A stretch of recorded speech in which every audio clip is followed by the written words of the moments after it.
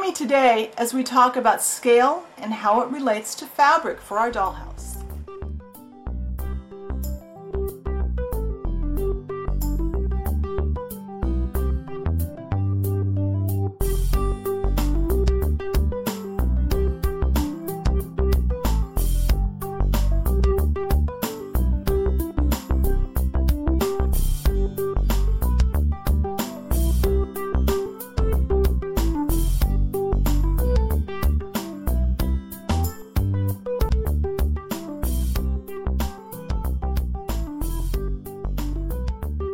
Today, I thought we'd continue our discussion of scale for our dollhouse miniatures, but this time as it relates to fabrics and choosing fabrics to use in our miniatures.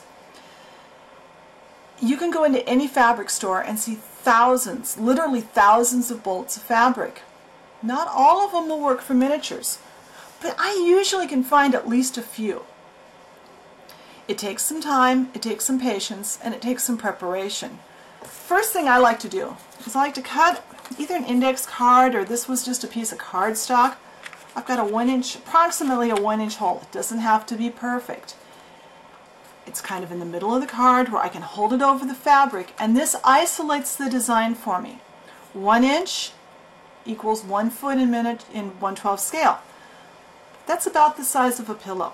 So I can use this to isolate the design and kind of get a decision made about, is this fabric going to work or not work for what I'm doing? When you're shopping for fabrics, you need to think about what the end use will be. Are you looking for a fabric to dress a doll? Are you looking for a fabric to cover the couch or make curtains or pillows or whatever? That will determine your scale and how closely you need to relate it, how small it needs to be. Because just like in real life, you can get away with a bigger design if it's on the bedspread or on the curtains or the chair than you could on your dress or your blouse. So we use this, we take it to the store, and we look at fabric. Now here's a gingham. This gingham actually works pretty well. It's a pretty good scale, and I've used this, I have this in several colors. I know I've got 2 colors of blue, the pink, the red, and I think a few other colors. Because when I found this, whenever I find this scale, I buy a lot. So that's one. That's an easy one. Now there's this one. This is also one I've got in several colors. I tend to buy multiple pieces of fabric in different colors because that way I've got it on hand. I know what colors I use, and this way it's there. Now this one works, it's a little large, but it works for large scale items like curtains, bedspreads, that kind of thing. And it wouldn't work for a dress though, it's too big. It looks awkward on a doll. But for home decor stuff, dollhouse decor, it works okay. But you see, I can isolate that design. Some things are obvious. You look at a design like these, and you can see right away, they're not going to work for 1/12 scale. You might be able to cut some little tiny things off of here, but it's not really going to work very well. As you see, it's just not going to work. This one too, too big. Those are obvious. Then there's the ones that aren't so obvious. This is a really small design, right? It's small. But when you put this on here, you see that unless you're making pillows, it's going to be really hard to use this because they're spread so far apart.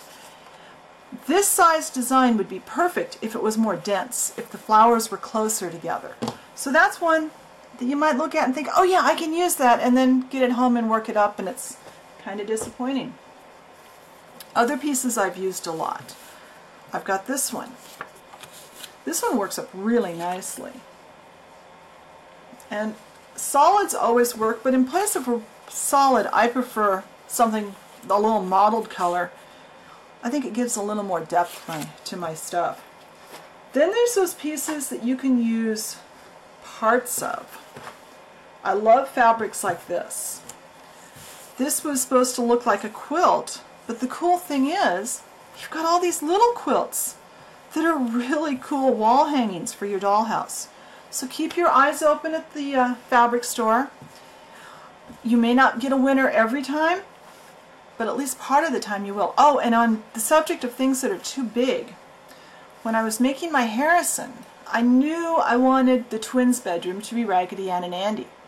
I finally found a small piece of fabric with Raggedy Ann and Andy, but the problem is they were too big. So what I do? I actually cut out individual motifs and appliqued them onto the bedspreads. This fabric would have been, because they were spread out probably an inch or two apart, would have just been too big. This way, it worked really well. So look at your fabrics and decide if you can use part of it. Use your little piece here to isolate fabric designs and see if it's going to work. And good luck with fabric shopping, and I'll talk to you later. Bye.